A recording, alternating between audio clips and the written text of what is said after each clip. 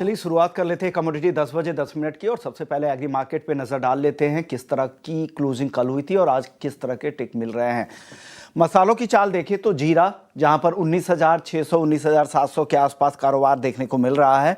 आवक पर्याप्त है, यहाँ पर मॉइस्चर कंटेंट ज़्यादा होने से यहाँ पे खरीदारी थोड़ी कम है। हालांकि कहा जा रहा है कि त्योहारी सीजन की वजह से उससे पहले एफएमसीजी कंपनियों की खरीदारी शुरू हो चुकी है। धनिया को देखें तो यहाँ पर अच्छा मोमेंटम बन रहा है, 7,690 तक अगस्त का वायदा पहुंच चुका है।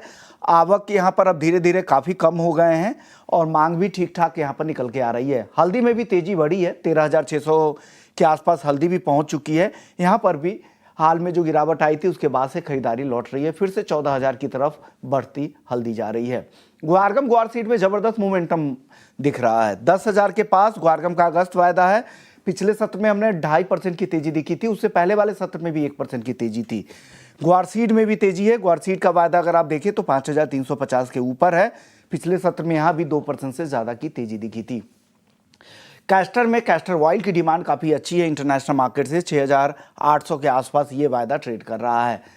और पाम तेल को देखें तो मलेशियाई पाम तेल का जो वायदा है वो 4,100 रिंगिट के आसपास यहाँ पर कारोबार कर रहा है। इन्वेंट्री यहाँ पे कम है, ये एक सपोर्टिव फैक्टर है। और बाकी खाने के तेल के दाम भी बढ़े हैं, सोया तेल के दाम इस साल अब तक 30% से ज़्यादा बढ़े हैं, ये वही ड्राइव कर रहे हैं बाकी खाने के तेल को। पाम तेल के बाद कपास का काउंटर देखिए, एनसीडीएक्स पे 1615 के आसपास, आइस कॉटन 68.5 सेंट के करीब कारोबार कर रहा है।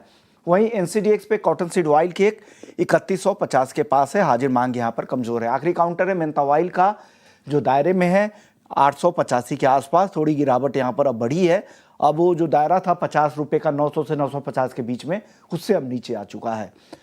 हमारे साथ भाविक पटेल हैं ट्रेडबुल सिक्योरिटी से, बहुत बहुत शुक्रिया भाविक। सबसे पहले जीरे में बताइए सर, जीरे को में मांग को लेकर क्या स्थिति है, क्या लग रहा है भाव वापस से बढ़ेंगे, 20,000 के ऊपर फिर से कोशिश होगी आने की?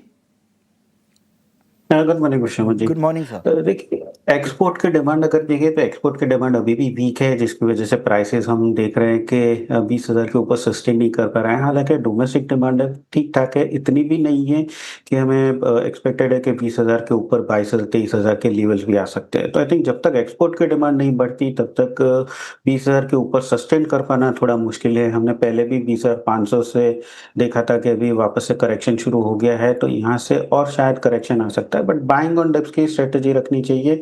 अपसाइड भले ही लिमिटेड है, बट डाउनसाइड भी मुझे लग रहा है लिमिटेड ही हो सकता है। तो 19,300 के करीब बाय कर सकते हैं 20,000 के टारगेट के लिए 19,000 का स्टॉप लॉस से।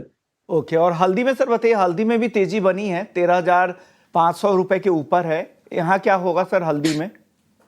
हल्दी में अभी भी लग रहा है कि तेज़ी थोड़ी बनी रह सकती है। देखिए, नया माल आने की देरी है और इस पर स्विंग अच्छी है, बट तब तक के लिए डिमांड अगर डोमेस्टिक देखें तो थोड़ी पॉजिटिव है। पाइपलाइन अभी भी खाली है, जिसकी वजह से यहाँ पे नहीं लग रहा कि बहुत ज़्यादा करेक्शन हो सकता है। तो हल्दी और धनिया ये 2 काउंटर है कि जहाँ पे तेज़ी अच्छी लग रही है। हल्दी की बात करें तो अगस्त कॉन्ट्रैक्ट करंट मार्केट प्राइस जो 13,550 के करीब है, वहाँ से ही बाय कर सकते हैं 14,000 के टारगेट के लिए और 13,300 का स्टॉप लॉस रख सकते हैं। धनिया की बात करें तो धनिया काफ़ी टाइम से हम देख रहे थे कि बढ़ ही नहीं रहा था, अभी अच्छे खासे बढ़ रहा है। यहाँ से और एक्सपेक्टेड है कि लेवल्स आ सकते हैं, बट करंट मार्केट प्राइस से नहीं, थोड़ा एक बार करेक्शन हो जाने दें, उसके बाद नई पोजीशन ले सकते हैं।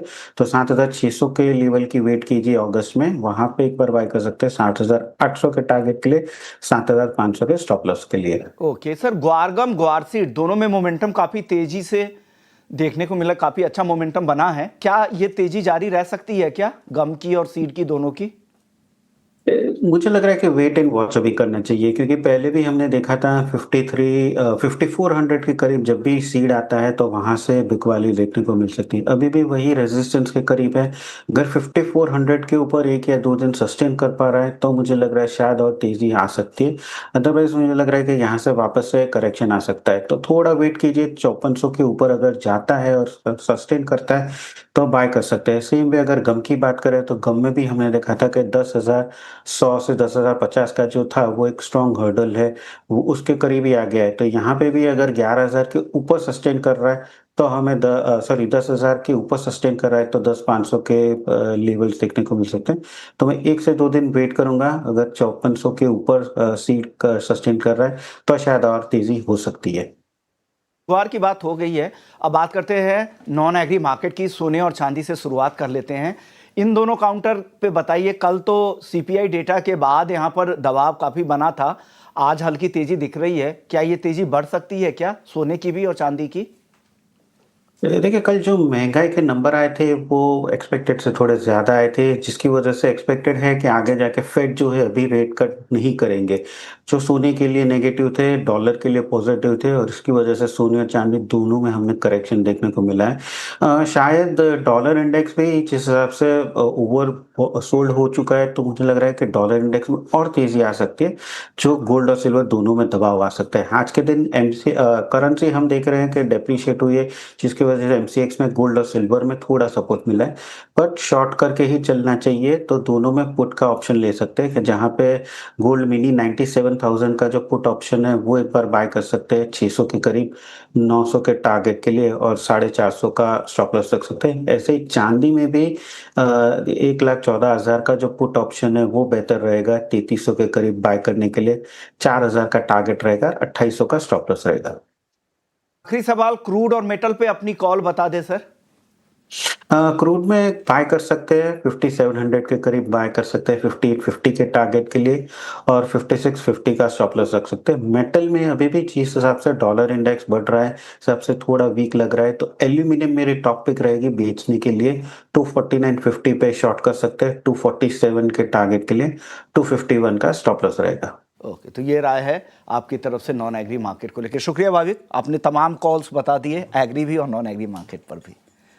चलिए, वक्त है ब्रेक का। ब्रेक के बाद मार्केट महारथी सेगमेंट का